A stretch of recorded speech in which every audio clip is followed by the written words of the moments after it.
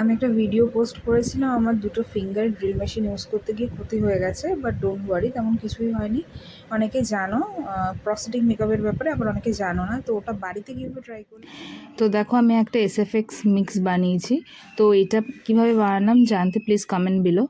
তারপর এই জিনিসটাকে দেখো আমি স্পুন দিয়ে আমার নেলসের অ্যাকর্ডিংয়ের শেপটাকে আনছি, কারণ শেপ দিতে হবে, শেপটা মাস্ট। দেন শেপ দেওয়া হয়ে গেলে আমি এটাকে পাউডার দিয়ে সেট করছি, পাউডার দিয়ে সেট করতে হবে। তো এবার দেখো আমি একটা আইশ্যাডো প্যালেট ইউজ করছি, তো সেই প্যালেটে আমার ফিঙ্গার অ্যাকর্ডিং কালার চুজ করে দিচ্ছি ফিঙ্গারের মধ্যে।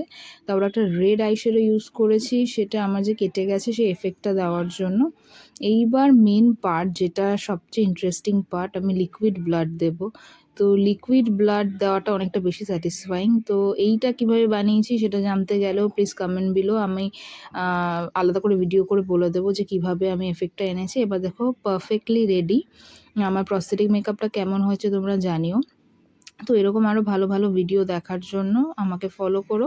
আজকের জন্য ভিডিও এখানেই এন্ড করছি, দেখা হচ্ছে নতুন কোনো ভিডিও নিয়ে প্রস্থেটিক মেকআপ নিয়ে।